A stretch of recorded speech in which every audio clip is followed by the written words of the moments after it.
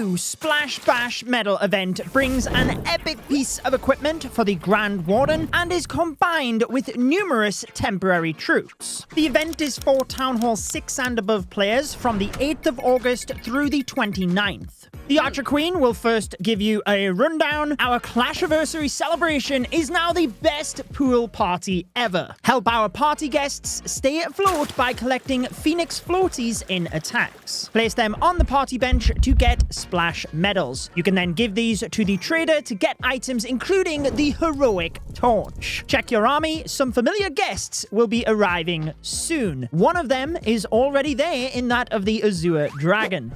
Now let's pool party. You can collect some Phoenix floaties straight away from the event building, the party bench, and this is where you access the rewards. As ever, it will instantly pop up with a rundown when you first get here, but since the temporary troops are separate to these events specifically, you get 400 splash medals to get started instantly. Now, clearly, I wouldn't recommend spending those in the trader shop. You're not going to get much for just 400 medals, but I'll be running you through exactly what you should purchase once we've gone through the rewards itself.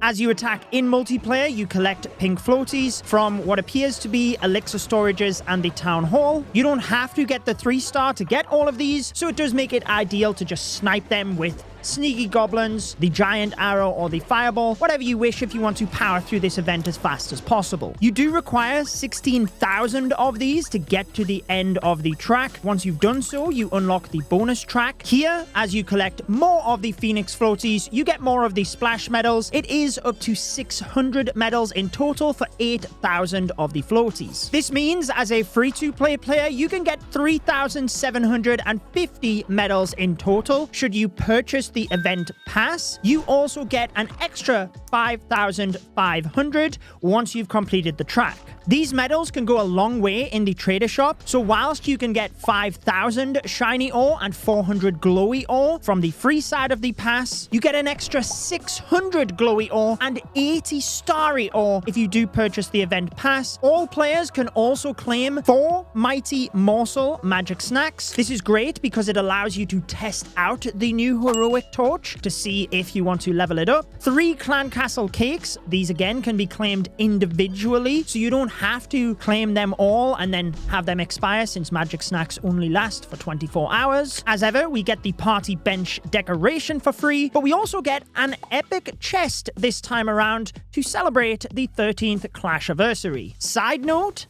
as I was recording this video and claimed the epic chest, it did upgrade to a legendary. So it drops as an epic, but it can upgrade to a legendary.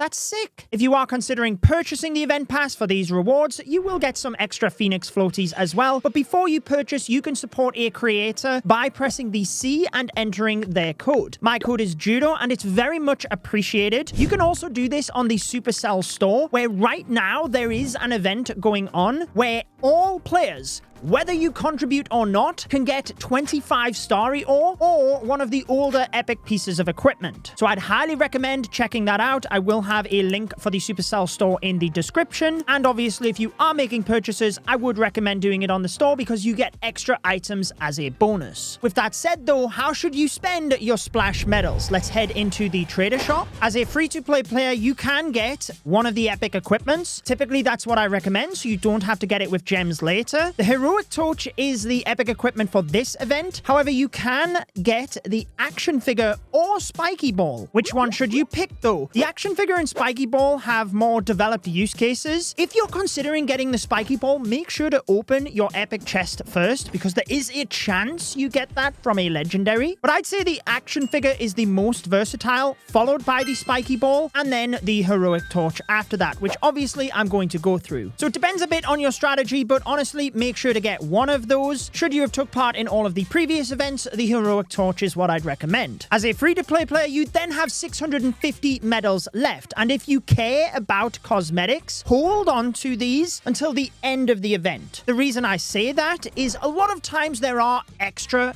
free medals on the Supercell store, or Supercell share them with creators to then pass out to the players. If that is the case, I will clearly be sharing those on my socials, so be sure to keep an eye out. And as ever, as a word of caution, my only social media accounts are linked on my main YouTube channel. I do not have any other socials. So if you see an account that is not linked on my YouTube, then just report it. It is not me. The reason I say hold on to your medals, though, is there have been times in the past where we have got enough for free-to-play players to then claim one of these standard decos. In this case, it is the Frozen Wizard or the Soda Stand. If we don't get enough, or you don't care about those, then I would recommend just putting the rest of your medals into ore. More than likely, if you're quite active in the game, this would be Starry or Glowy ore, whatever you need the most for your upgrades. Should you be a lower Town Hall level and you do wish to get some of the magic items, I would recommend either the books or the Builder Potion is probably your best option. Any of the loot-based items you can just farm. Obviously, if you've purchased the event pass, though, you can actually get all 3 pieces of epic equipment, should you not have the other ones. I personally am a bit of a collector, so I will be getting all of the decorations. The Super Deco this month for 3,100 medals is Clashy Carving, and obviously, as I've explained these, I've been sure to share them on your screen. Aside from that, though, much like the advice for free-to-play players, just go for whatever ore is needed for your upgrades. Now let's move to the new piece of equipment, though, the Heroic Torch for the Grand Warden. This has an active ability, gives nearby troops a burning desire to walk through walls, move faster, and take less damage. There are some hero boosts which are applied to the Grand Warden throughout the entire attack. Remember, hero boosts are not tied to the active ability itself.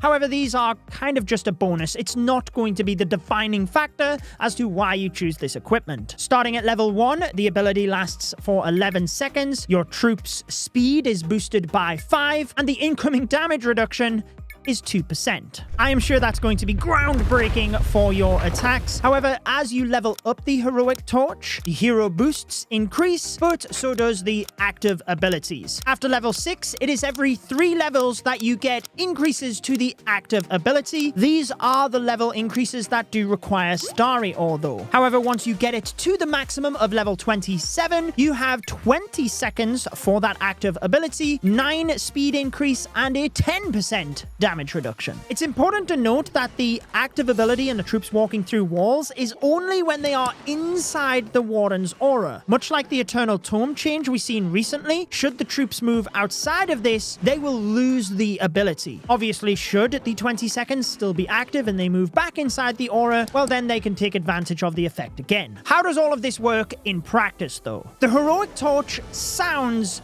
very versatile. It sounds very strong. Your troops can just walk through walls. You don't need a jump spell. I will show you what I feel are the best use cases, but I will preface this by saying, as there is more equipment, you can only use 2 of them. And the Grand Warden arguably already has some of the best equipment in the game. So you have to take one of those away to use this. If you're doing a ground smash attack, are you removing Eternal Tome or Healing Tome? Ooh, that is a tough call. If you're starting with a Fireball, well then you are going with the Fireball and the Rage Gem. You need the Rage Gem to help the Warden opening up the attack. No one's using Lavaloon Puppet, so that's out of the window. And let's be clear, you're not using this equipment if you plan to do an air attack, at least if you're using the Warden alongside the air, because clearly you don't need it. You could combine this with the Life Gem to give your ground smash attack a boost in hit points. Probably what is better is combining it with the Rage Gem. Healing Tome is a good option. However, it's only a 10% damage reduction that you get from the Heroic Torch. So if you are going to be using this